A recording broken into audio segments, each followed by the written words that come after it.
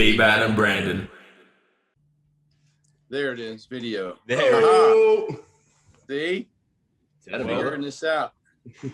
What's happening, my friend? How are you? How about that? You can see and hear me okay? Yeah, man, bro. perfect. Very nice. How's our audio? And the audio's working good too? Yeah, man. Bro. Real nice. Awesome. You can hear us? Everything sweet? Yep, I can hear you. I got some background light here that looks bad. Oh, mate. You are professional, bro. Gotta get the lighting right, get my filter on. I got sexy show. Mate, Got my Botox done.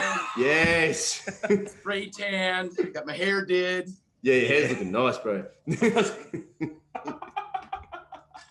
It's amazing, mate. Absolute pleasure to meet you. My name's Brandon. This is Johnny. It is an absolute honor to have you on our show. Thanks, guys. Appreciate the invite. So fucking cool. Absolutely. What time is it over there, bro? What are you at? You're in the past, I believe. 4:30 in the afternoon. It's beautiful here. Yesterday. Thursday. Yeah. Yeah, so we're in Friday. Yep. I can tell you now, Friday is really good. You know, you've used that joke a Many few times. times, and it actually never gets old. I like it. I know. What's your day been like over there, mate? Because you're in Vegas. Yeah. Well, the kids are homeschooled, so my day is hell. I can't get anything done. I don't understand this whole homeschooling thing. They're on the computer like 5 minutes out of every hour. So Yeah, right. Wow. Is the homeschooling introduced because of the COVID situation, or is that just a Yeah. right. Yeah. We're just starting to get back to school. They went 2 days this week, and they'll go 2 days next week, and then maybe next month we'll go full time. Yep. Yeah, right. Have you enjoyed doing homeschooling, like having to play teacher as well? I hate it. I can't get anything done. Yeah. Fuck, that'd be I think if the teachers want a raise, I'm paying. I think that's what a lot of, like, you know, obviously we're up in Brisbane. I'm out of Scotty Watson's gym, and oh yeah, it's been like real. Like we're super lucky up here. Yeah, We're pretty much back to normal. Like powerlifting comps are back on. There's traffic on the road. I hate it. Yeah, that was the worst. Yeah, that's part. great. Well, slowly but surely, we're opening up. Texas is open, Florida's open, and a couple other states. I already got 3 different offers for seminars now that some states are opening up. I'll be in Austin, Texas. I'll be in Florida. So finally, it was like a year dry spell. I hardly had. Well, I take that back. I did that 60 cities in 60 days tour. I just said fuck it and went out on an RV and went to every state in the country. Wow, in 60 days. Jesus. I did. Yep, hit 48 states plus DC, the whole lower 48. No way. And did 60 cities in 60 days. I did Dallas and Houston, and I went down to Florida and did Miami and Jacksonville and Tampa. So I did a few cities in the big states where it was warranted, but for the most part, I wanted to get through every state. Yep. So I got an RV and I just drove every day, did a seminar for 60 days straight. That's unreal. And so you would have been visiting places perhaps you hadn't been before as well? Yeah, I've been to a lot of places though. Yeah. Oh my God. I've been to 12 countries and 50 states in the last 2 years. Yep. Jesus. Yeah. And busy. Spreading the word. Spreading the good preaching word. the gospel. Yeah, so it was all these seminars around the vertical diet? Yes, all of them were the vertical diet. Yeah, it was the same seminar every night, just different location. Yeah, wow. Now, for those who may not know what the vertical diet is, can you give us a brief rundown of it, you know, it's, I guess, the purpose, its functions, what it looks like? Yeah, I mean, it's everything I want a client to do, whether it's an athlete or it's a dad bod or soccer mom. When somebody reaches out to me for help, I send them this document, which is a compilation of probably everything that I've learned from 30 years of college and competing and coaching and you know, collaborations with great coaches and athletes. And so it covers every single thing from sleep to hydration to nutrition to digestion to hormone optimization to blood pressure and blood sugar control, blood testing, and then there's a specific diet, macros, micronutrients, calories, of course, and, meal plans and grocery shopping lists. It's really comprehensive. It's over 200 pages. pretty easy to follow with about 200 references to videos, articles, and peer-reviewed published research if anybody wants to take a deeper dive. But all in all, if I get a client, I want them to comply with damn near everything in the book.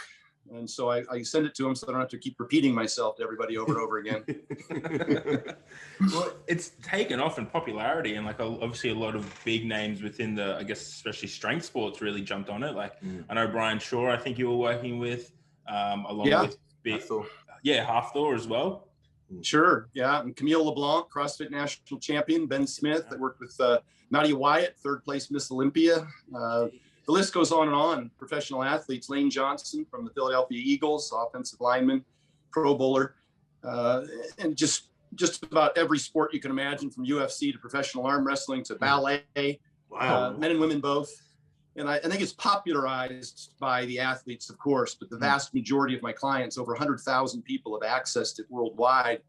And the vast majority are simply weight loss folks, men and women both. Yep.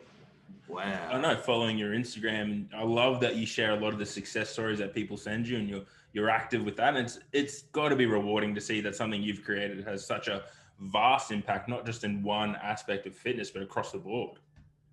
Oh, you hit the nail on the head. That was one of the really neat things about getting back out on the road and visiting all those cities is the people, shaking their hands, hearing their stories, the transformations, and, using the words life-changing. It's, I don't claim to have invented any of this. I compile it and I distribute it to people who follow me. And if they find the information from me, then I'm certainly pleased that I have that opportunity. But for the most part, I just think that people need information. So I work really hard. I'm not always right about everything, but I've learned a lot of lessons along the way. And I've taken certainly my anecdotes and my clients' testimonials, and I've bumped it up against the best science. And I include all of that in the book. And so I'm just trying to responsibly distribute information so people can reach their goals. A lot of it being compliance things, because, for most folks, the failure seems to be just consistently being able to do these things. Mm-hmm. Absolutely. How did it start for you, bro? Where did the idea of the vertical diet come for you? It started with helping clients, to be honest with you. I kept answering the same questions over and over again. I thought I need to compile this into some sort of document to streamline this, and so that they all get the same information. So really just born out of my iPhone on the notepad, I started creating separate notes for every single different thing I wanted them, as I mentioned earlier, the list of things that are in it. There's a note in my notepad, and under there I put, I'm the big believer in just putting things into real simple format, making lists and checklists so that people can say, okay, here's the big rocks, and I need to do A, B, C, D, E.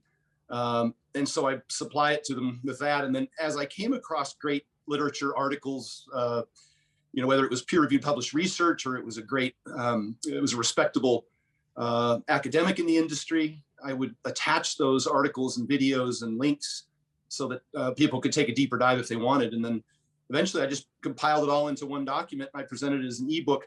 I think it was on the heels of that video that I did in Iceland, Hafthor Bjornsson's gym. They videotaped the whole vertical diet presentation, and it ended up getting over 6.5 million views now. Wow. And I can remember my wife was concerned that she said, you've got this ebook and you just put the entire thing out there for free on YouTube. It's a 2.5 hour seminar. I walked through the whole thing, and I said, no, it's been my history. I've just provided information, a lot of free information, my rants on my YouTube channel. And all the podcasts that I've done, I try and give people a lot of information rather than just run my mouth for an hour. And sure enough, it resulted in a huge bunch of sales for the ebook. Because I guess ultimately looking back on it, I realized that, like myself, I watch a ton of videos and YouTubes and podcasts. And what I find is that after watching an hour-long podcast, I realized I've remembered about 3 things, about 5 minutes worth of information. I got to go back and listen again with a notepad and write the shit down. And most of the people that I respect in the industry, whose information I'm already knowledgeable of because I've read all their posts and all their articles, and I still buy their book because I want to see it in a really, concise easy to follow format. So I have a bookshelf full of books from people who I probably already knew the vast majority of the information that they were going to say in the book. I like how you're still doing your own research and you're still always trying to, I guess, learn more. Is there someone in particular that you look up to or that you've gone to straight for your information or? Oh yeah. I've said many times that everyone should have a coach. And I've had a lot of coaches over the years. I sought out Flex Wheeler when I wanted to become a pro bodybuilder. I sought out Mark Bell when I wanted to set world records in powerlifting. And along the way, I worked with Eddie Cohn, of course. I worked with a lot of gurus in the bodybuilding industry. And then I started following the research. I should say this, when I was studying exercise science back in college, I used to sit up in the science library and read microfiche, which most people won't know what that is. It's like the 8-track tape of science. And I would scroll through microfiche every night. So I've always had a kind of a, interest in the studies and the research and the science. And I studied obviously statistics and those kinds of things in college to try and get a better understanding. But now, just of course, over the course of probably the last 5 or 6 years in particular, with all the social media, we've got some brilliant people, not just academics, but also competitive athletes at the same time, PhDs who compete professionally or otherwise at a very high level. And so I follow a lot of them, and I go to their seminars and I read and I buy their books. RP Strength, of course, is one that's excellent, with Mike Israetel and his group of people, Dr. Nadolsky and others. Of course, Lane Norton's stuff is always excellent. And I've bought and read his book. I've read the RP Renaissance Periodization, both versions, 1 and 2. All the stuff from Brad Schoenfeld is great on hypertrophy. Alan Aragon on nutrition. I subscribe to his newsletter. Greg Nuckols, of course, has some extraordinary podcasts, and his mass research review. I read everything he puts out. I've had all these people on my podcast, as a matter of fact, quizzing them about a variety of things. But the list goes on and on of people who I read and I learn from, and I disseminate their information. And I credit all of them. I have Barbell Medicine, Austin Baraki and Jordan Fagenbaum. I've been to their seminar. Mark Ripito, of course, with Starting Strength, been to his seminar. All of those people have provided me a nice, well-rounded information, and I credit them along the way. In the ebook, if I mention something that I got from one of these people, I reference their article or their videos or their book. Just because, again, I'm not out here trying to pretend like I invented everything, but I think it's just a great resource. And if I can pass that list on, I get a lot of young people in the industry asking me, where they can find the best information. I've got a little copy and paste notepad that's got all those people's names, their websites, their Instagrams, their books, and that's say, awesome. Here you go. Here's where you start, because you're not going to learn this in school in some physiology or kinesiology or exercise science school. These guys, they put it out in real world language that you can apply. It's really cool to see that you've taken all these, like, I guess, as you said before, the knowledge of the science, and put it really simply, but it's all backed by your experience. Like, correct me if I'm wrong, but you were quoted as the world's strongest pro bodybuilder. Like, you've walked the walk and you've talked the talk. That's the interesting thing, because a lot of these guys, when they do seminars, I think I heard it from Alan Aragon first, and then maybe Schoenfeld later at one of their seminars. They said the bros were right. And very often they end up confirming what has already been played out experientially, like you say, from anecdotes and testimonials, just to people collaborating on what the best way to do it is. And I learned, long ago, and they learned long before that. Probably the whole basis of my diet comes from Vince Garanda.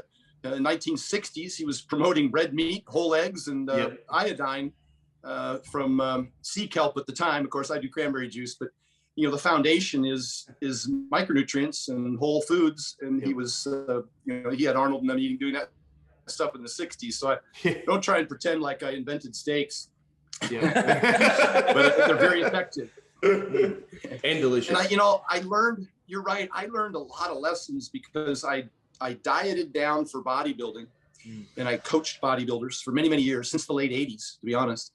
And I worked at a gym, and all through the early 90s. And I also would bulk up to become, for powerlifting. Mm. And I've been, up over 300 pounds many, many times since as far back as 1993. And I've been down to, 5% body fat competing on IFBB Pro stage. So on both ends of the spectrum, I learned many, many times. I made the same mistakes over and over again, how to do things wrong. And I passed that experience along to others. And that's kind of why the vertical diet is so, it is good for so many different types of people. And now mostly, just like I said, the dad bods and soccer moms, the people who are trying to, especially the women, who are trying to follow the same diet that the bikini girls use, which is a terrible diet. And I'm trying to dispel a lot of the myths associated with, the egg white tilapia and broccoli diet with the 4 a.m. fasted cardio horse shit. And the damage that it's been doing to, the Gen Pop is tragic. So I think it applies, it's a broad spectrum that it applies to as a result of my own follies. I think, correct me if I'm wrong, but I remember listening to a podcast, I'm pretty sure with Flex Wheeler, and he was, I think he prepped you for a little bit. And he was talking about 2009. And he was all about the red meat as well, if I'm not mistaken. And correct me if I'm wrong, but the story went that you were following it, you got sick of red meat, ate some like a chicken or something, and then he noticed the difference within a day. Yeah, I was eating 4 pounds of top sirloin steak cooked on a Foreman grill every day. And my teeth actually started to get a little loose from all the chewing. Really? Fuck. Yeah, true story. And so I went to the store and I bought a bunch of chicken breast and tilapia, like most bodybuilders do. And it was 2 days later that I weighed in. He weighed me every single day. And it was 2 days later, and we posed every single day. After each workout, or after the morning workout, and then at night we had a specific posing session. And I worked with him for damn near 3 months. I lived in an extended stay across from the gym in San Jose, and we met twice a day. I'd go pick him up, we'd go to the gym and train. And sure enough, the story is exactly that. He weighed me in. I started to lose. I lost like 3 pounds in 2 days. And he looked at me in the mirror. He says, you're flat. What's going on? He thought I was a little weaker. I didn't have as much stamina or endurance or pop in the gym. Who knows how dramatic that was, but Flex has an amazing eye. That's one of the things that I noticed most about his skill set. And sure enough, I tried to avoid eye contact with him and Todd, but my training partner was standing right there. And he's like, oh, he's eating tilapia. He just fucking ratted me out.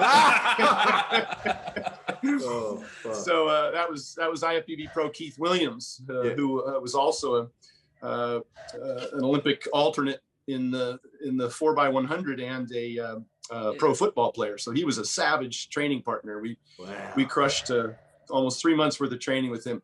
And I said in a video, the real reason West Side Barbell athletes are so strong. That's the title of the video on YouTube, where I talked about the fact that the biggest piece of that is having a savage training partner and a great coach that can pull so much more out of you. And I attribute less of it to the program itself, although a lot of people seem to love their programs, and more about just the intensity with which you train and the willingness to suffer and take your body to places it hasn't been before. So I learned a lot from Flex, and that was one of the big things and still to this day. And I recommend it highly in my diet. And I put all of especially my female competitors, on about as much red meat as they can tolerate in a day. And they perform incredibly well. They get stronger, they get leaner, they feel better, their body composition improves, everything. So their health improves, the anemia, the amenorrhea, all of those things. And I keep dairy in their diet so they don't end up with osteoporosis, the iodine and the biotin from whole eggs so that they don't end up with hair loss, and the thyroid suppression. All of that's very, very common in the industry. So it's kind of what I tackle. It's great. Like going back to, again, that you would have learned a lot from that experience, no doubt. And saying before, you've made a lot of mistakes, but one of my favorite quotes is that, pain is knowledge really fast. What are some of the biggest learning curves along the way that you've encountered from making mistakes? Whether it be in training, because from my understanding, you're also a business tycoon. Yes, I've built 5 companies into multi-million-dollar businesses from scratch over the last 17 years. Yeah, wow. And I've had some very good success. What was the first one, bro? I built a telecommunications company into a successful business, and then we rolled that over into a real estate venture where we had lots of multifamily, single-family construction and the like. And then when the real estate market collapsed, it completely wiped me out. I lost probably $20 million overnight almost when that market collapsed. And then I went on to start 3 more businesses since. And now the vertical diet with the meal prep company and the ebooks and the international online training and the seminars, that has turned out to be a very successful venture. But the lessons I learned, particularly when it comes to bodybuilding and powerlifting, where I think, just think about threefold. I learned not to over-restrict when dieting because I was losing too much muscle, which is still common in the industry today. And I stopped doing all the steady state cardio. Flex didn't have me do 1 second of cardio in my prep for when I won my pro card. And I was leanest and biggest I'd ever been. And I used to over diet. I used to do the egg whites and tilapia and the cardio, 4 a.m. fucking fasted cardio, stupid stuff. That was big because I ended up losing a lot of muscle. I also did a keto diet more than one time, less than 50 grams of carbs. And again, I lost a ton of muscle. I lost a ton of strength. I was tired all the time. So I don't recommend that at all. I think carbs are very important. And then on the flip side of that, when I was bulking to get up over 300 pounds, many times I dirty bulked. And I was doing the go mad gallon of whole milk a day. I was doing the cheese pizzas and the pizza pasta pancakes and everything you can imagine. It was exhausting. And I suffered a lot of the same problems. Right? Oh yeah. And I ended up suffering a lot of the same problems that my big athletes expressed to me. Hafthor Bjornsson, when he came to me, 4 years ago, he said, I'm getting fatter, but I'm not getting stronger. And I immediately knew what the problem was. He had fatty liver, he had metabolic syndrome, high blood pressure, high blood sugars, and he just wasn't partitioning nutrients very effectively. And so I learned myself that health first, and I learned to periodize my weights instead of trying to stay heavy all the time. I would diet down. And fortunately, with my bodybuilding career, concurrent with my powerlifting, I ended up sort of doing that anyhow. And so now that's what I recommend to powerlifters and strongmen and even football players in the off season, the linemen who don't bodybuild. I still recommend they drop about 7 to 10% of their body weight and then bulk back up. Really helps with their health. And I guess the last lesson was that powerlifting doesn't really help bodybuilding. I used to think the stronger I was, the bigger I would get. And that's really not the case. Hypertrophy training for bodybuilding is very different. It's a very specific science. We've learned now from some great research from, I mentioned Brad Schoenfeld, of course, one of the primary researchers in that field, or one of the most prolific, that the singles and doubles and triples aren't going to do it for you if you want, voluminous muscle size. So I learned that. And also, what we're learning now, which I really didn't know throughout my career, is the whole overtraining bit. I just crushed myself. I mean, just to the point where, and we're seeing this in endurance athletics too. When you look at Dr. Peter Attia's stuff and his interviewing of a lot of the endurance athletes, is that the harder you train without, adequate breaks, we would call deloads now in powerlifting and bodybuilding, you end up obviously overtraining and you end up getting sick more often. And that would happen to me periodically throughout my career. I thought it was just the performance enhancing drugs, but in fact, I was, and that, that's a factor as well.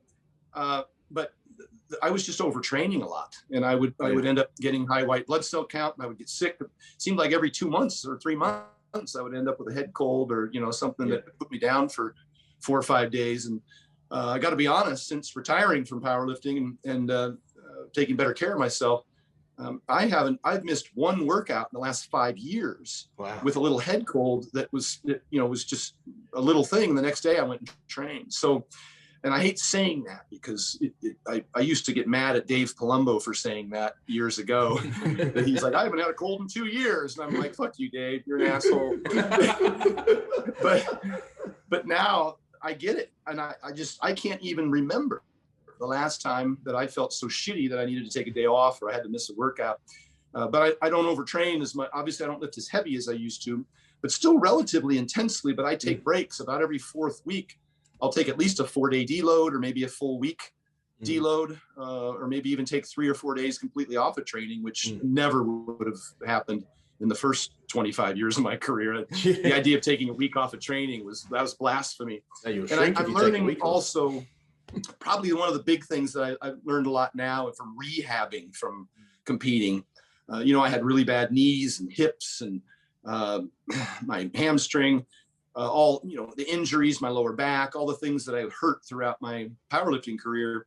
You know, I limped along, but now I'm 100% because I've employed a lot more movement. And I did some of this while I was training. When I was training with Mark Bell, I had some tendonitis in my knees and I had some elbow tendonitis, and I wasn't recovering from workouts very well. I would squat heavy on Sundays. We'd go in and squat over 800 pounds and do our heavy sets on Sundays. And I would go home and I would lay in bed, and I would lay in bed the whole next day and maybe the whole day Tuesday. And I was fucking sore. I had delayed onset muscle soreness, was extreme, and I was just limping around. I thought, this can't be right. I didn't experience that when I was bodybuilding to that degree because I was moving so much more, and we were training twice a day. And of course the loads weren't as heavy. So I was reading some research, and I decided to get a recumbent bike and put it in my hotel room. Again, in Sacramento training with Mark, I spent over 2 months there in a hotel room training with him every day. And so I started riding that bike for 10 minutes, 3 times a day. First all that evening, Sunday evening after squats a couple times, and then see if I got you back there. Do I got you there? Yeah. Sunday evening. And then on Monday, again, 3 or 4 times, I would get on a recumbent bike and I would do a little 10-minute kind of like a HIIT session where I would pedal for 40, 45 seconds pretty intensely against some moderate tension, and then take 15 seconds break. And then I would do that 10 times. It was a 10-minute, little HIIT session. All concentric loading, massive amounts of blood in my knees and quads. I'd get up and walk around with that little mini pump. It felt great. Did that 3 or 4 times a day. And by Tuesday morning, I felt 100%. I felt like I could squat again. And now I've been doing that now consistently for many, many years with the 10-minute walks, or I'll throw in some bikes. It's great for my blood sugar, great for my blood pressure, great for my digestion, great for my DOMs, great for my recovery. And my knees are 100% now. I'm, you know, at 53 years old, I just squatted, I think 605 for 5 with no knee wraps or sleeves last week. That's unreal. And, such a savage.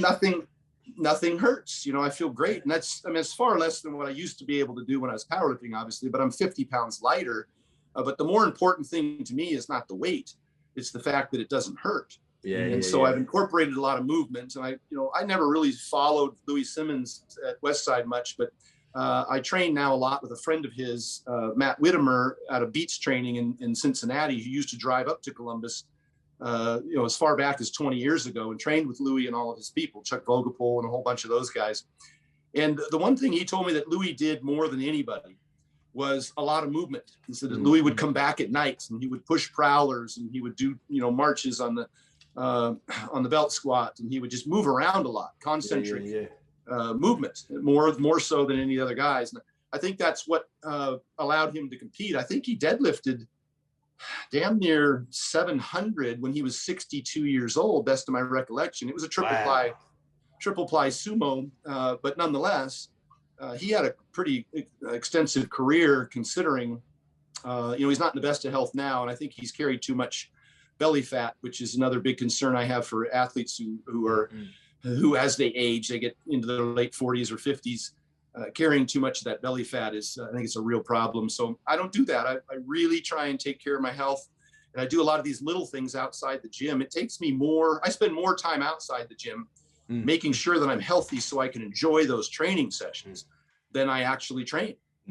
That must be a really important thing for you now, man, still being able to enjoy training and be pain-free after, such an incredy career. I love it. I'm like Arnold. I come in the morning, I come at night. I love the pump. Because you see, that's probably the worst Arnold impression you've ever heard. I didn't want to say that, but I'm glad you admitted it. Yeah, because you'd see a lot of you could say retired lifters or any sport across the board, you know, they're always whinging about aches and pains and bumps and bruises and keeping them out of the gym and doing the things they love. But being able to find a way around it like you have and be pain-free is unreal. Yeah. And, you know, part of the problem is I think we just get a little late. I hate to say it, but we get a little lazy. We don't move as much as we used to. And I think people depend on, and I did a video on this, a YouTube video called The Best Way to Recover from Hard Training. And I said in there, quote, was that people, things that are done to you or for you are never as effective as things you do for yourself. And I think people start relying on passive treatments, chiropractic, physical therapy, ice baths, cryotherapy, electric stem, gua sha, massage, and all of that's nifty and all, and it might make you feel better. And really the research suggests most of it is placebo, and there's no real physiological, measurable physiological benefit. But what we don't do enough of is continue to move. And that's why I'm such a huge proponent of, at the very least, those 3 brisk 10-minute walks a day, and then plenty of GPP, of concentric work, whether it's, you know, sprinting stairs or riding a bike or pushing a prowler or doing those marches, the kinds of things that just get the blood flowing and get those muscles pumping through a full range of motion with, you know, some modest tension. That has to be done. And the older you get, the more you have to do. If I want to continue to lift, I realize that this is a permanent thing. I've become a victim of my own circumstance, I call it. I'm obliged now to get at least 7+ hours of sleep and to get, you know, a really good diet and to move frequently if I even want to go to the gym and work out, and such that it's enjoyable and recover from that workout. You make a good point there of that concentric movement, you know, post a big training session. Like a lot of people get caught up in that, think they're going to be even more sore, but, you know, from a lot of the research has shown, like the muscle DOMs come from a lot of the eccentric loading that we do in the gym. A bit of concentric work's not going to affect anyone, but as you said, get the blood pumping and get that muscle facilitating waste product out and just recycle some new, well, not new blood, but some fresh blood in there and get things moving. Yeah. And you have to move because passive therapies don't help the blood get into the joints, which aren't very well innervated by capillaries. A lot of that has to happen through a gradient. And that gradient really is most effective with movement. Plus the lymphatic system doesn't operate in the absence of movement. And so you're not going to get all the toxins out of those joints. So you just have to keep on moving. And I think one of the best articles I've seen that you should really check out, you should have your followers check out, is pain. What is it? I'm trying to remember the name, but it was written by Austin Baraki from Barbell Medicine, Pain in Training, What to Do. Fantastic article. A lot of the information in there comes from Dr. Larimar Mosley from Australia, who you might be familiar with from his books, Explain Pain and Explain Pain Supercharged. Brilliant researcher on pain. Matter of fact, I bought his book, Explain Pain Supercharged, and I couldn't understand it. It was I had to buy his first book, Explain Pain, which is kind of like a for dummies version, just so I could follow along. It's kind of, you know, it's humbling at times to see people like Dr. Andy Galpin and others, Schoenfeld, talk about the physiology of the sport with the depth of knowledge that they have now. It's and I studied that stuff in college, but that was 30 years ago, and I've read a lot about it since. But the science is so deep now, so many layers to it. I usually just wait for their summary at the end of the chapter. Yep. Get it simplified down. I got another question. Jumping back to something you said before about with the vertical diet and introducing, more micronutrients and the availability to the body, and working with, I guess, athletes who use PEDs, and something that, we've spoken about on this podcast before about safe use. Do you find that with a better nutrition level, the athlete are able to, I guess, drop back in their gear usage, or is this something that they find that you're able to actually minimize? I've said that a lot of what I did for myself and what I do for my athletes, my professional athletes and otherwise, is mitigate damage. Mm-hmm. That is, active individuals, athletes in particular, do more damage than even sedentary folks. They use up more nutrients. They have a higher demand for sleep, and of course for those micronutrients. And and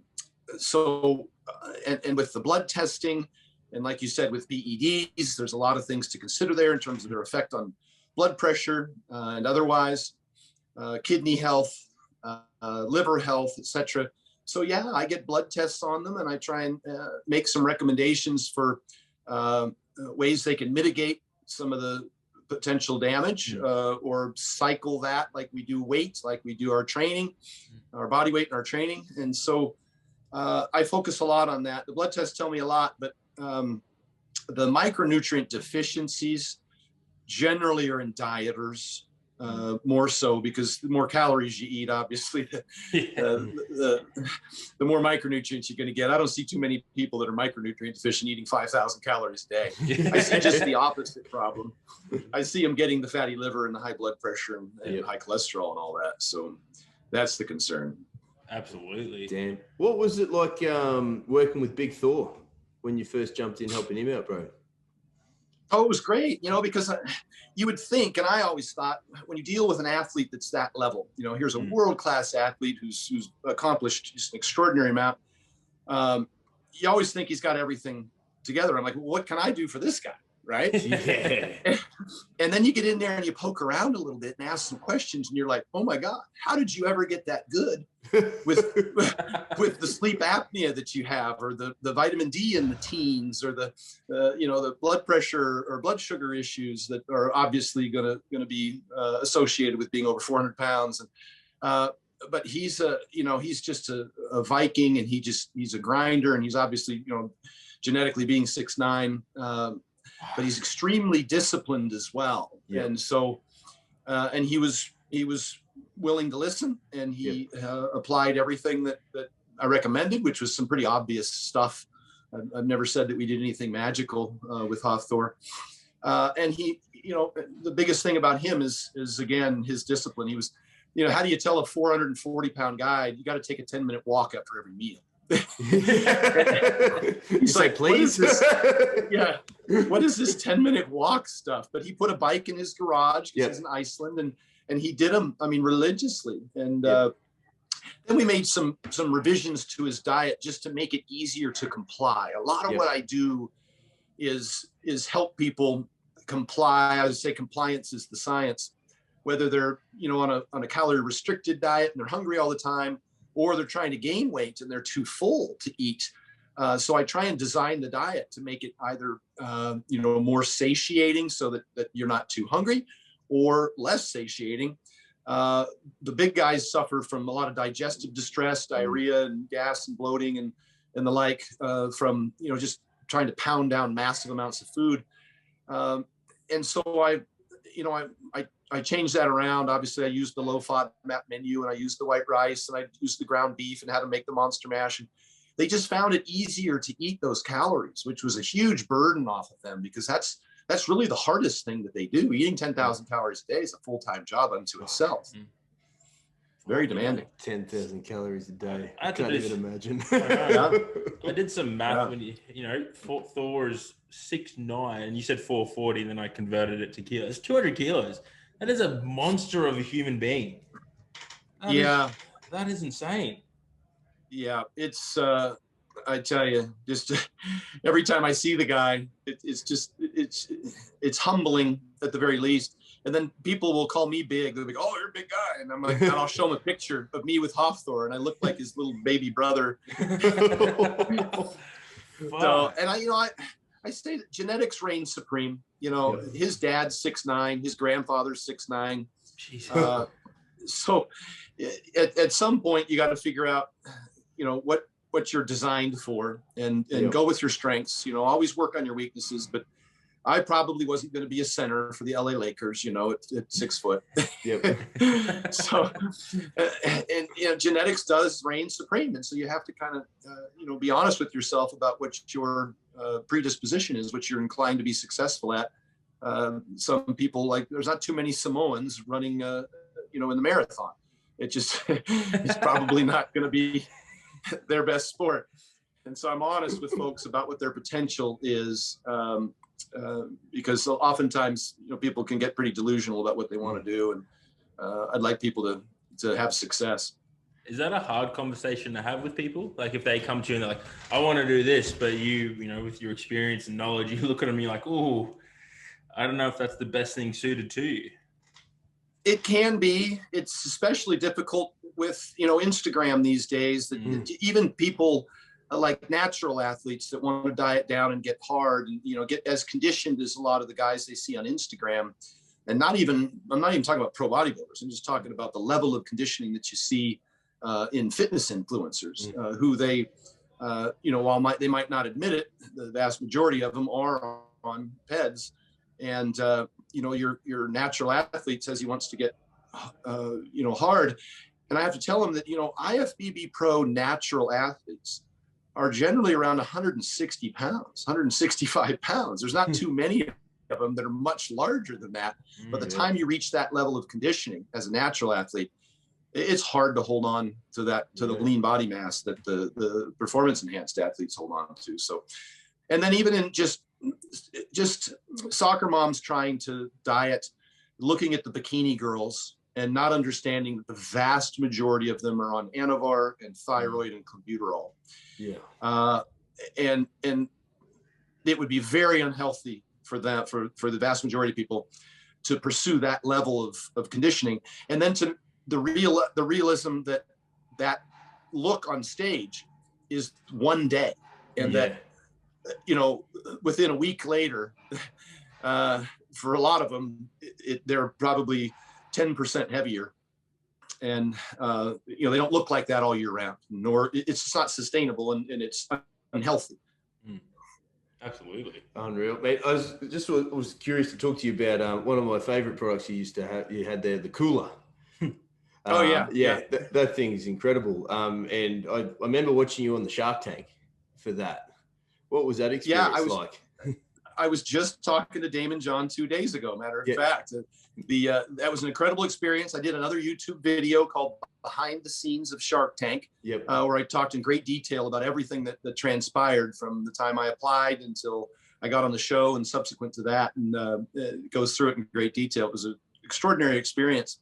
The cooler, you know, being made in China, of course, has suffered from some increased cost of goods, some increased duties and taxes as a result of the trade war.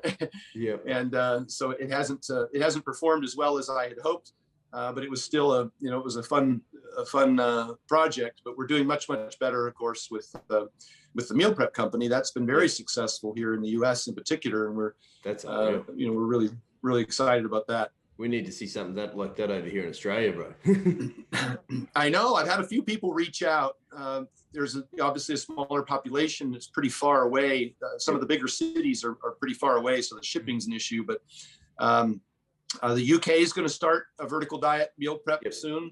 And then if I can find a co-packer in Australia that wants to add our line, our meal line, then we'll do that as well. That's pretty cool. So with that package, essentially it's everything you need for the week. It would be, yeah? That's how it works? Yeah, you could. And, you know, I don't suggest that people exclusively eat our meal prep meals. We always suggest that they accessorize them with some of the things, some of the perishables that really can't be sent. And of course, I'm a big fan of dairy, so just eating some yogurt, some fruit is not something you would send frozen in a meal prep. Vegetables, you know, I like the carrots or the low FODMAP vegetables. So I use it as a foundation or as a convenience item for people who are on the go. I've always said that it's convenient and it tastes good, and that, you know, whether you prep or we prep, meal prep in general is one of the most successful ways to comply with a program, whether it's weight loss or weight gain, just having access to what you need when you need it. Yeah. Absolutely, bro. Man, so what's I touched on a little bit. What's training like for you these days, bro? How do you split it up? What do you kind of do? Do you have goals you work towards for your own lifting, or is it literally just have some fun these days? Yeah, 100% goals all the time, man. I'm always trying to achieve something, even at my tired old age. I really love my training now. I'm doing mostly hypertrophy. I can't handle the real heavy stuff that drains me, and hard on the joints still. After I just told you I hit I was just about to 605 for 5. I was like, wait a minute, 605 for those. He's still a powerlifter. That's about 280 in kilograms. Yeah. You just did that for 5 bare knees. No. Yeah, it's all relative. I compare it to the good old days. But I do that very rarely. I occasionally will throw in a set like that, but for the most part, it's hypertrophy, greater range of motion, lots of volume and pumps, and I love the kind of training. I can't recover well enough to train legs twice a week, and so I went on an 8-day schedule. So I do push on day 1, pull on day 2, legs on day 3, then I take a day off, and then I repeat that. So I'm on an 8-day split, really, and I find that I can recover, assuming I do everything right outside the gym. If my 6-year-old doesn't come running into the room, in the middle of the night, wake me up, then I can maintain that. And I'm, I still train pretty damn hard, I think, for my age. And my goal is to at least maintain, if not build, my legs still. My legs have always lagged. They were the best they ever were is when I trained with Flex Wheeler, and he wouldn't let me squat or deadlift. And we just focused on leg pressing and hack squats and lunges and lots of 15 to 20 rep sets, tons of volume, relatively shorter rest periods, maybe 2 minutes. And a lot of squatting down between sets into a full stretch position, holding for 30 seconds was, you hear a lot of stuff on that nowadays, but Flex had me doing that 12 years ago, 13 years ago. So I think all of that, really helped me. That was the largest my legs ever were. And that's the first thing to go as you start to age.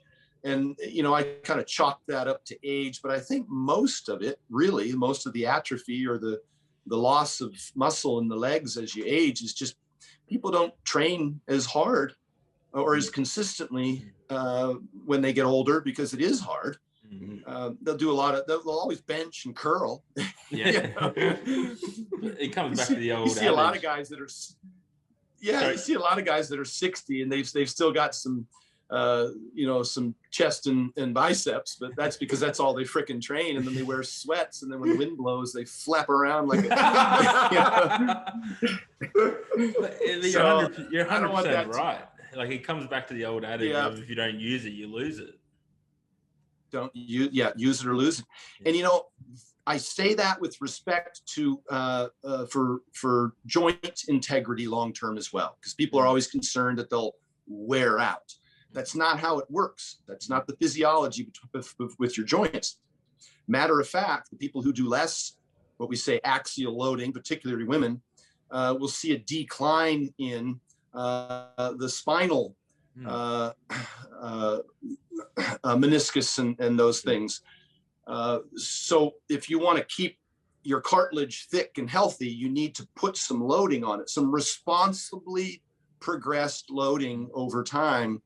Undertraining and overtraining are both a bad idea. Like I said, use it or lose it. Now, I want to jump back a little bit, because we did very brush over it. How did you go from studying X science and at college and then going to start a telecommunications company? Yeah, well, back in the early 90s, when I was doing a lot of personal training, or even in college, I was a high school soccer coach when I was graduating from college. It was hard to make a living. It was very hard to make a living, standing around counting people's reps and moving their pin on their leg extension. And I had higher aspirations than that. Trading time for money is not a great way to get wealthy. Massage therapist, a hairstylist, a personal trainer. You get $40, $50. Maybe you're really good and you get $75 for 1 hour of your time, and that's no way to get wealthy. So I knew I had to do something different, and so I worked for other companies. I worked in real estate for a real estate developer, and I worked in telecommunications for a telecommunications company. So I learned those businesses and and that's the businesses that I then ultimately went and started for myself, because I had that intellectual property, I had that experience and that history. So, but it wasn't something I enjoyed. It was, just making money is not the be all end all. And having 100 employees and doing business in 20 states is a fucking nightmare, to be honest with you. And so I was really pleased when everything happened the way it did with my coming back to competing, getting my pro card, setting those world records in powerlifting, getting all that coverage on YouTube, getting into muscular development and Flex Magazine, my relationship with Flex Wheeler. I was really fortunate because I wasn't the best bodybuilder. I never made it to the Olympia stage. I was really fortunate to get the kind of exposure that I did, particularly with social media, as it was just coming up and Mark Bell was producing a lot of content. And so my name was well known, and my accomplishments were well read and received. And so I had the opportunity to get into this business utilizing an international audience from social media. And so now I can do what I love, which is coaching and teaching others. So I was, I would say I was really just fortunate to be in the position that I'm in, because now there's a lot of guys doing, a lot of things a lot better than I did. It seems like every day I wake up and there's, damn if there isn't some kid in elementary school on recess pulling 800 in the, it's crazy. Man, it's crazy now. It's just, especially over in the States, I think the sample size that obviously you guys have is crazy, but some of the videos coming out, I'm just like, I'm giving up. This is bullshit. Yeah, I was just sort of. It's crazy. The other day, squats at 300 at 17 for 2 singles, walked out no spot. Yeah. Yeah. in a fucking shitty power cage in his garage. Yeah. And the list goes on and on. It's just phenomenal what's going on out there. That's why you got to get off of Instagram, because I'll watch that shit for a while and then I'll go to the gym thinking I can try that. Then you need that 4-day rest. Indeed. Yeah. Then I'm limping around the house, telling everybody, oh, I'm so healthy. My joints feel so good. Where's that recumbent bike? You jump on there and do a few pedals. Yep. I got it in the garage, man. Ride it every day. So as a business owner, you could say you're a much happier Stan these days than what Stan used to be back with the telecommunications and the other businesses. Yeah, especially because I'm doing something that I love, and I'm able to help other people. So it's bigger than just me when I put out a lot of the information, the feedback that I get. Very rewarding, very rewarding. Yeah. I think it's something that a client of mine once said to me, and he goes, I never really had any holidays when I used to own my business. I said, oh, why is that? He goes, well, you don't really need a holiday when you love your business. You don't need any time off, And I attribute that same. I don't take a lot of time off or holidays myself, but like I don't go to work and think, oh, fuck, now I've got to go to work. Yeah, it's funny because my wife and I took a little vacation. We flew down to Miami to watch Steffi Cohen's powerlifting meet, so I could see Big Dan Bell squat 1,000. Yeah. Oh. That was everything I do is centered around, whether it's a seminar, or it's a powerlifting meet or bodybuilding show. If I go somewhere, if I leave the house and get on a plane, make sure I still got you there. There we go. Sorry. What was that? What was that if I meet leave like? The house, if I leave the house and get on a plane, it's usually got something to do with the fitness industry. That competition looked out of control. I mean, we were lucky enough to just get tidbits from Instagram for some of the bigger lifters. But what was it like? It must have been incredible to be sitting there watching Dan Bell and Julius Maddox hit that bench press, and would have been insane. It's crazy. Everybody was on their feet. And matter of fact, I didn't really see Dan Bell's squat. I saw the back of a whole bunch of people with their cameras held up in the air as high as they could. So I was sitting back there watching Instagram, trying to get Dan Bell's squat. But it was, I say the same thing when I go to a UFC fight. You can't see the frickin' fight. There's the fence and the posts and the camera people and everybody standing up. You watch the Jumbotron the whole time. You're watching the big TV. So now I just watch them at home because they won't let me into the UFC fight in my pajamas with my cooler full of food. That's even better.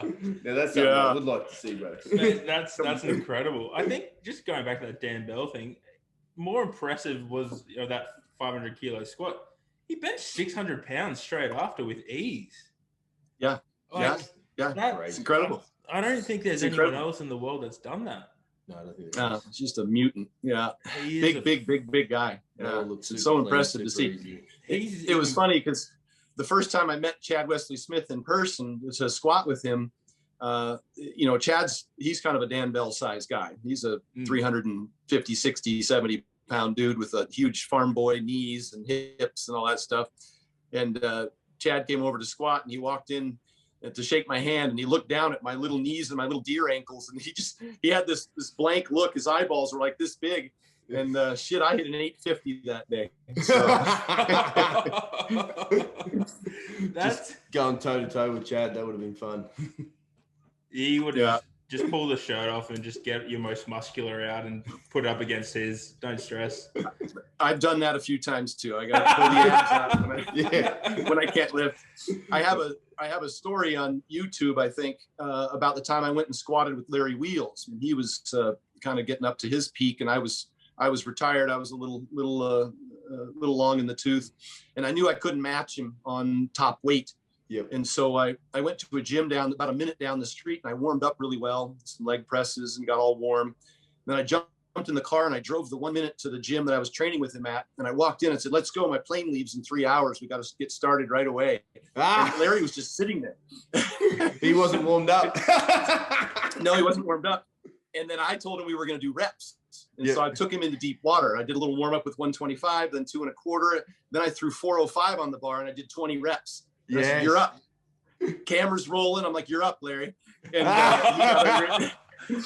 and he actually threw 500 on. He was going to try and do 20 with 500. Yep. And he was banging them out. He was like 8, 9, 10, 11, 12, 13. And his legs started shaking, and his face, Larry Black, his face started to turn white. Yeah. And I was like, I got him. So he completely gassed out on that set. And then I did another one with 405, and so it was a good day. I was at least able to hang close. Yeah. Oh, the old Rhino coming in with the trick. Did you tell him afterwards that you'd gone and warmed up at the gym, or did you keep that one secret until you put on YouTube? I didn't tell him until afterwards. That's amazing. I love it. Oh, that's fucking great. It must be, I mean, one of the incredible opportunities you've had is to go and train with so many cool people over the years. Who would be one of your favorites? Great. That was great on this tour. I got to go train with Juji down in Carolina. Yep. Yeah, I got to train with Steffi Cohen down there in Florida. I got to train with BPAC down in Tampa. I got to train with Lane Johnson, of course, up in Philadelphia, and then Rob Kearney, World's Strongest Gay, up there in the Boston area. So I trained with Big Boy from Strength Cartel. Yeah. And then, of course, all the power lifters. That one video of Dan Green and I squatting, when I squatted 905 in training, that was epic. That was a great day. And just all the others, the Eric Lillybridge trainings, all the times that we got to train together. And but the list goes on. I'm probably forgetting too many. Eddie Cohn, of course. But it's been awesome to train with all these guys. Fuck, that is a career that is like, mate, the names you listed off there. Like, for anyone who's listening, just go do your homework. Look those people up. That's and the who's who. That's the who's who. And they all trained with the GOAT yourself. So yeah, and of course Hofthor and Shaw. I mean, the list goes on and on. It was Did you get to a bit of strongman stuff with them as well when you went and trained with those boys? I stick to what I do. I'm not the strongman guy. Yeah, smart move. Those joints are thanking you for it. All right, Mr. Stan, we have for you 10 questions. Are you ready, sir? Oh, super. Hey, let me put you on hold. I'm going to grab my charger and plug it in. My phone just said 10%, and then we'll hit the 10 questions. Got it, brother. The big back in that mirror. Jesus Christ, need more mirror. Doesn't fit. I don't know. He's too much man. He's got a wide angle lens on this, I think, so he can fit. You need the wide angle lens on that. The one time my 6-year-old did not steal my charger, we lucked out.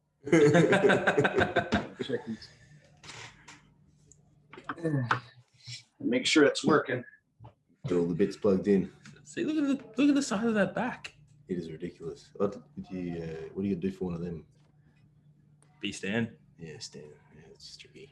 We haven't asked. Who? Where'd the Rhino come from? Oh, there you go. Actually, before we jump into the 10 rapid fire questions, one thing I do want to know: where did the Rhino come from?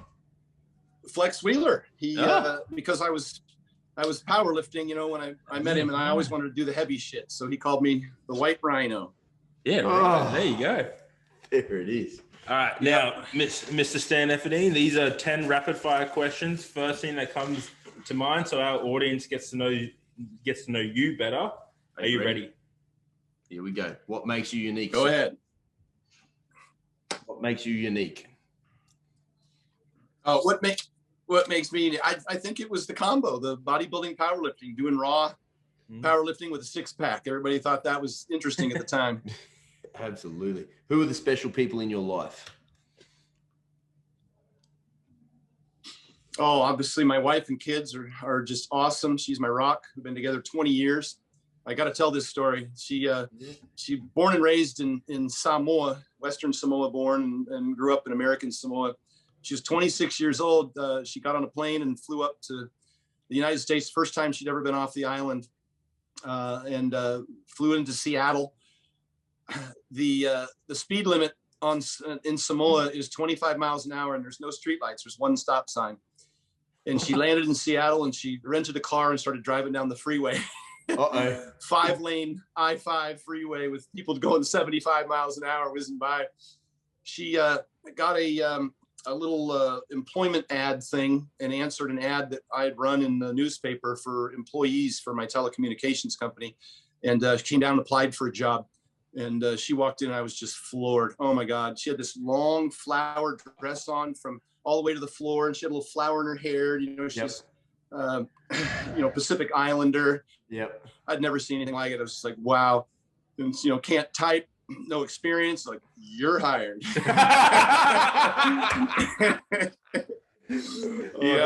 if that happened today, if that happened today, I would be so #MeToo right now. So I was the creepy boss. I hired her. She worked for me, and we fell in love, and we've been together ever since. So that's an amazing story, bro. What's something you're most proud of? Boy, my children, I got to tell you, I just can't believe everything else that I've done in life. It just pales in comparison. I just really love I have a 6-year-old and an 8-year-old. And it's just, I work from home, and I'm with them all day, every day. I walk them to school when we have school, and take them to MMA class, and we go to the park every day because I can work mostly off my phone. So I'm with them 24/7, and it's just the most enjoyable experience. I didn't think I was going to have kids. I was 46, when they were 45, when they were born. I hadn't planned on having kids. My wife and I didn't think we could. And then bingo, 1, 2. And then I checked and made sure they didn't look like the neighbor, and it was all good. That's fucking awesome, bro. Mate, if you could star in any movie, what movie would it be, and who would you be? Oh goodness, I don't know. It'd have to be like a superhero movie. I always like the comic books and stuff like that. I probably hang around with Mike O'Hearn too often. He loves that kind of stuff too. Yep. So it'd probably be, I don't know, I'd be some character in a movie. I don't know, the Rhino, the White Rhino in some movie or something. That's nice. Mate, what is your most like used... the Thing or Thor? Yeah. Yes. What is your most used emoji? Well, for my wife or for everybody else? We already know it's the eggplant for my wife, but for everybody else, probably the laughing out loud, the smile face with the crowd. What was your favorite dinosaur as a kid? It's always the T-Rex. My kids are the same. It's always the T-Rex. That's amazing. Nice. If you could find out how and when you're going to die, would you want to know? I don't think so. And, I've done so much in my life that I don't even think about it anymore. Every day is a fantastic day nowadays. I guess it got darker in here while we're talking. See if I can raise this blind up. That's all right. What age do you feel right now? Yeah, that's better. What age do you feel right now? I don't know. I still feel like I'm in my 30s, man. I look in the mirror and my face is it's getting older, but I still feel great, man. You don't look 53. You don't even look close to 53. I told you it's the Botox and the filters and my hair. I had it all done special for you guys. But I still, I guess mentally and emotionally and even physically, now that I'm training at the level I am, as healthy as I feel, I still feel like I'm in my 30s. That's awesome. So good, bro. What was your favorite pet growing up? We had dogs. We had it's a great dog. So it was German Shepherd was the one I remember that we had through most of my childhood. Yep, that's awesome. So cool. Now, what is the best thing that happened to you last week? Oh my God. It's all, I hate to say, I mean, we went to Miami, of course. That was last week. So that was a great day. We splurged a little. My wife had a Moscato. We shared because I'm not even a guy with a sweet tooth, but I shared it was a coconut cheesecake. Dear God, that was good. Yep. Yeah. So, and that was kind of the highlight of the trip. We were both just sitting there looking at each other, spooning this coconut cheesecake. It was fantastic. But other than that, man, I got to tell you, it's leg day. I fucking live for leg day. I love it. Yes. I just go in there. I'm so excited. I'm in my minivan with Thunderstruck cranked up so yes. loud. There's no fucking bass in my minivan. It's all like treble, and the speakers are vibrating because I've fucking blown them out from playing Thunderstruck so loud. And I'm driving down the street, and I'll stop at the stoplight, and I'll have Thunderstruck just blaring out of the car, and people looking over at me in this, like a circus bear in a tricycle. I'm in this minivan driving to the gym, and I cannot even begin to explain to people who don't understand it the adrenaline and the excitement about that moment of getting in there and getting warmed up and starting to get under the fucking squat bar and just the feeling that you have. And then when you're done, just the euphoria of laying there in a pile of sweat with your legs numb, sipping on your post-workout orange juice and dextrose drink. That's amazing. And it never gets old, man. I love it. Do we tell Stan our favorite song we used to listen to? Yeah, I was going to say. Get pumped up? I don't know if you've ever seen it, but someone has put together on YouTube like a highlight reel of your greatest your greatest lifts with your voiceover called Rhino Passion. Oh, that's great. Yeah, somebody did that. I love that. That was awesome. I had no idea that it just came on one day. Somebody emailed it to me or something. That was my go-to. It got pulled down for a little bit, but that was my go-to coming into here to train pre-squat session. It is a fucking... There's a railway line about 5 minutes from here, and this thing takes 5 minutes to play out. So I'd wait and have it queued in the car until I got to the railway line and hit play, and then that next 5 minutes, fucking go time. I used to train at a gym that was about Thunderstruck's distance from my house. Now I moved to a different gym, so now I got to play it twice. On the way to the gym. It doesn't sound like a bad option, mate. No, it's funny though, because every time I listen to like golden oldies, flashback music on the radio, it's all the shit that I got on my most played. My iTunes. I love that, mate. Thank you so much for your time this morning. This evening over there. And we couldn't thank you enough. And it's an absolute honor to have you on. For those people listening who want to know a little bit more about the vertical diet or about you yourself, where can they find you? Where we'll do that thing. Everything's at Stan Efferding. My website, stanefferding.com, and my Instagram at Stan Efferding, and the YouTube videos that I mentioned. I got a lot of free content on there. That's also Stan Efferding on YouTube. And then the Stan Efferding Completus seminar in Iceland. You just have to Google that because I didn't post that one up there. But it's a 2.5-hour seminar that goes into great detail, everything in the vertical diet. The ebook's available on my website, of course, and that's got a lot of great information. So thank you for having me on. I appreciate it. No, absolutely, mate. It's been unreal, bro. We'll put all those links in the show notes for people to easily access and hopefully find you and get vertical, mate. Fuck yeah. That was fun. You guys are my brothers in iron. I know your viewers are much the same. I love my fellow meatbacks, so I appreciate it. Love it, brother. Mate, thank you so much. Appreciate it. We'll have to get you back on in the future. Take care, guys. Thanks, man. Bye.